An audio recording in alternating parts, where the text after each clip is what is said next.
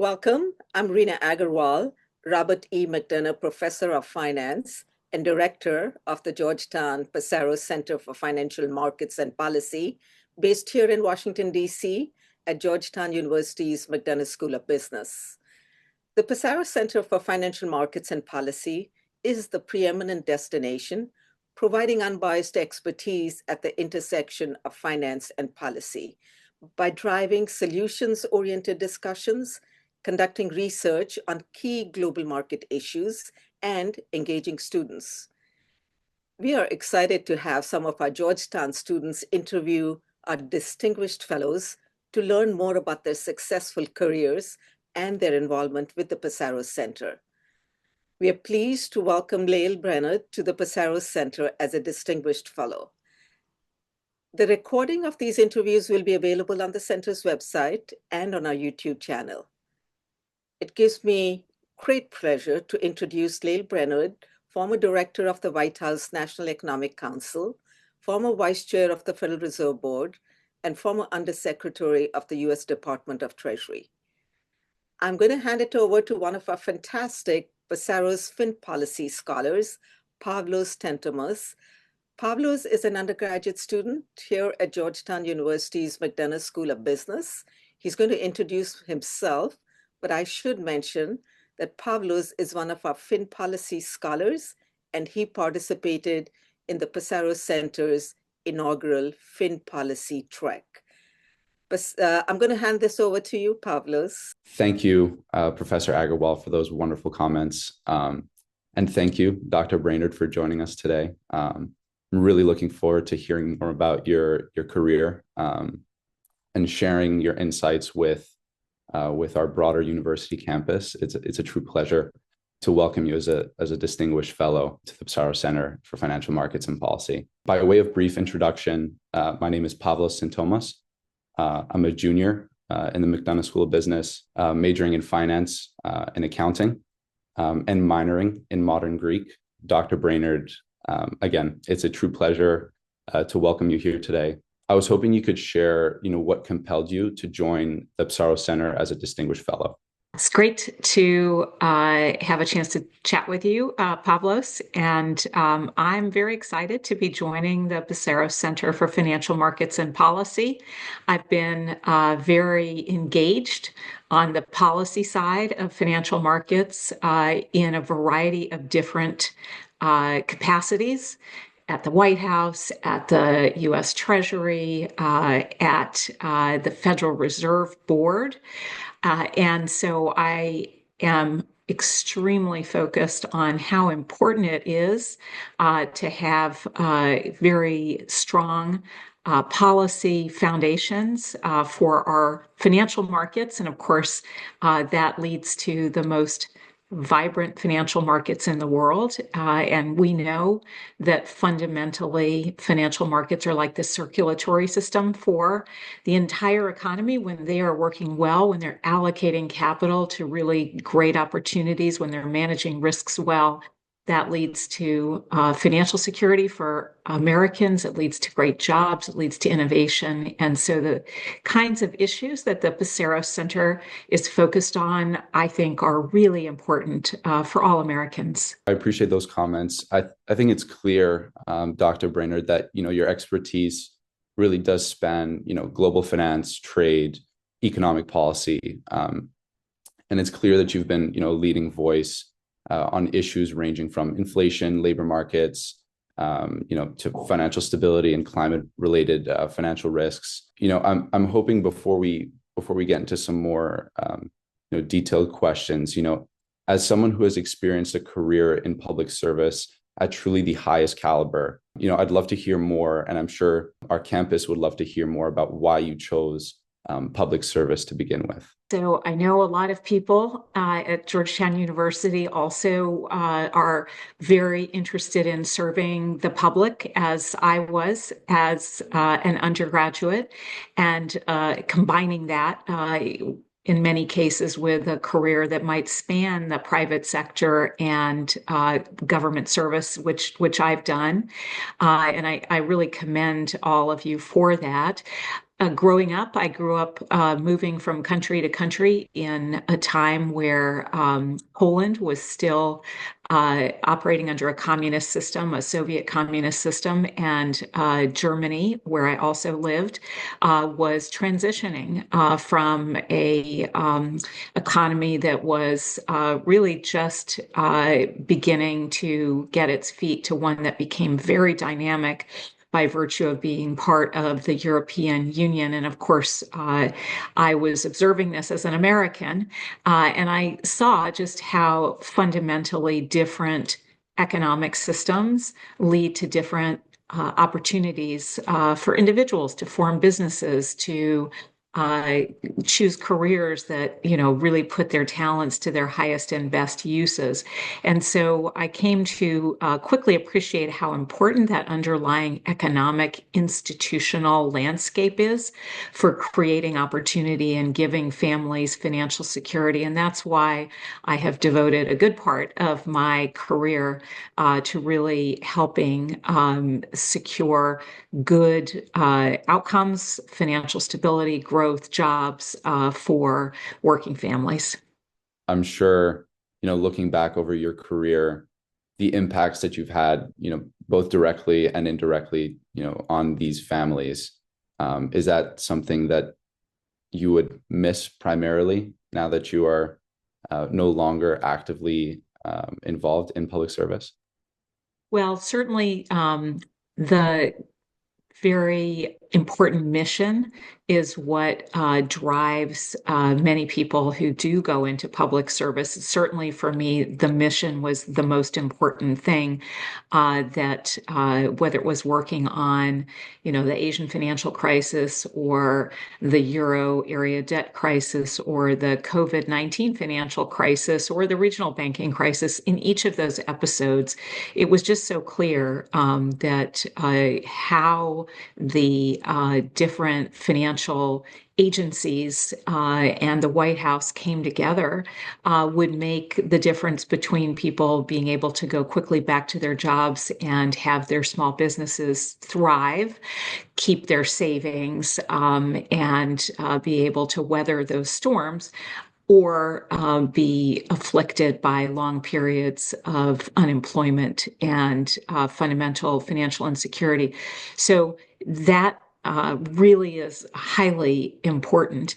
But of course, for now that I'm out and I've been a professor previously and I've worked in the private sector previously, during those times, it's a great moment to really deeply understand how things are working in the economy, get out and about talking to people living in communities, and refreshing my understanding of what the important challenges are out there facing working families, and also what's working, what isn't. So I'm really looking forward to this period where I can engage with students at Georgetown, with professors, with the broader community, and deepen my understanding of some of these challenges.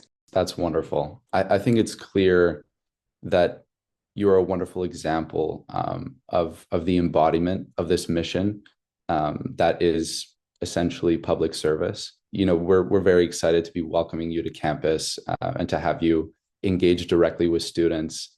But I guess as a precursor to that, what is a piece of advice or a note that you would like to leave with students interested in getting involved with public policy? I would absolutely recommend to everybody at Georgetown, you have the tools. If you have the interest, the sense of mission, there's so many different ways of advancing opportunity for people. You can do it at the state and local level. You can certainly do it in the federal government. And there are also opportunities in the private sector. The private sector does so much work that lifts up opportunities for Americans all around the country. So there's loads of different ways of doing it.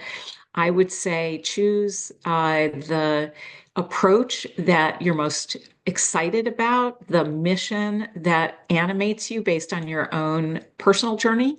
And you'll be surprised when you choose to enter public service through one door, loads of other doors that you didn't even anticipate open up. So I would say just choose something that you're excited about and really animates you, and you'll find that the journey will kind of progress from there in ways that you didn't anticipate.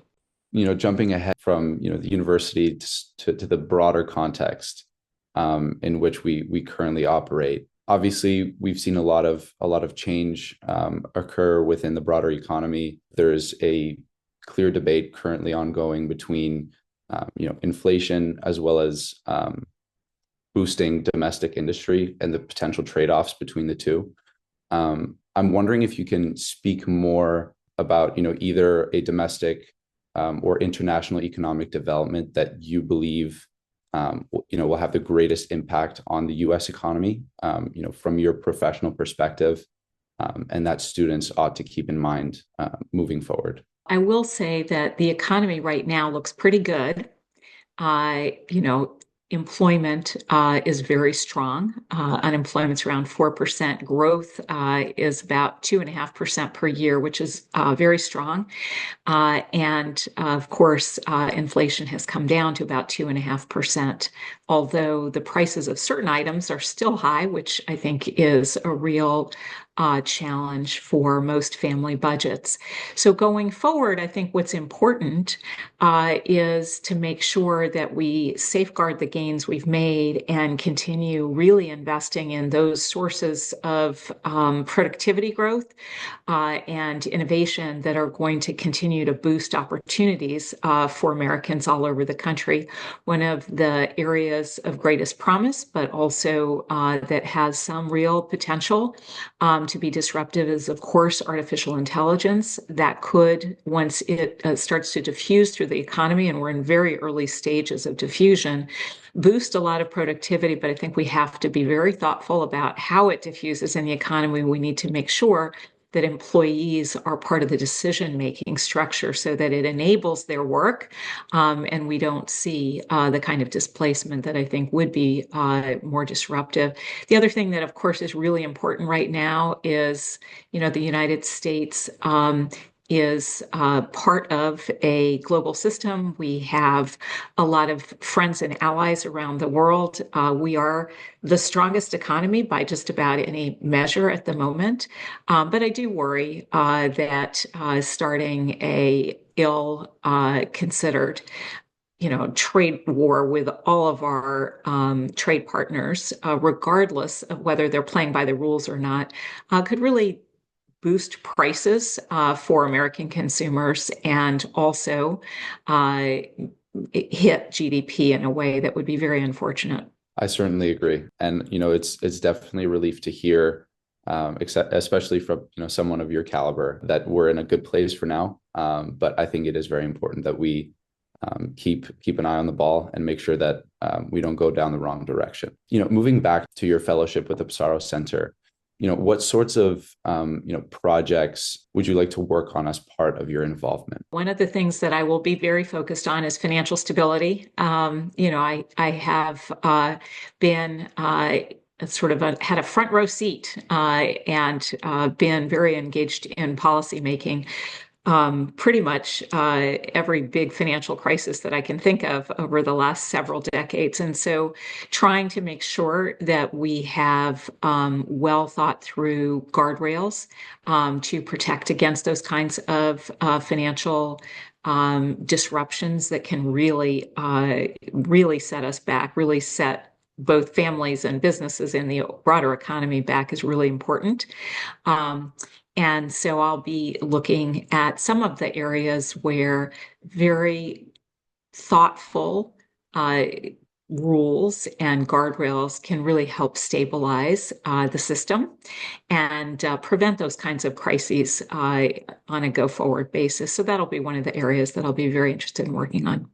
Excellent. And as sort of a wrap-up question, again, looking back over your career in public service and in government, what would you say is an aspect that you are most proud of? Good question. I would say, at the end of the day, the most important thing not the only thing, but the most important thing that we do in public service is we help manage crises.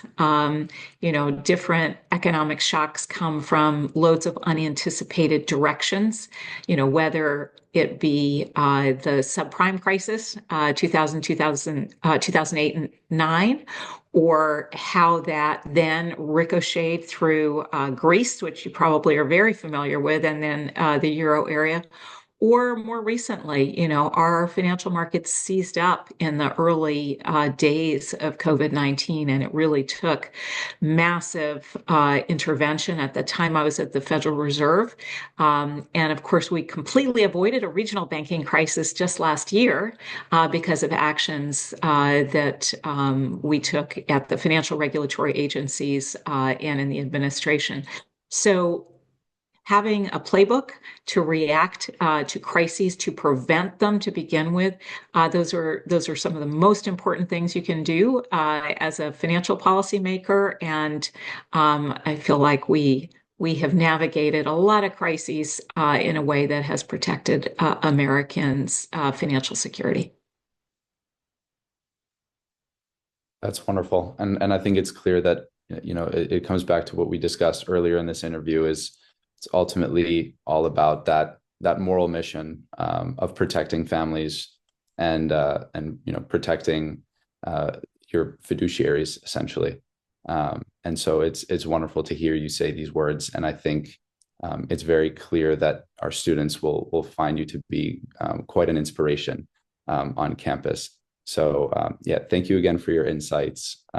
It's been wonderful speaking with you. And I truly look forward to seeing you on campus more often, and hopefully take one of your classes or join you in your research endeavors. But thanks again, Dr. Brainard. It's been a pleasure. Well, thank you. I'm really excited about it.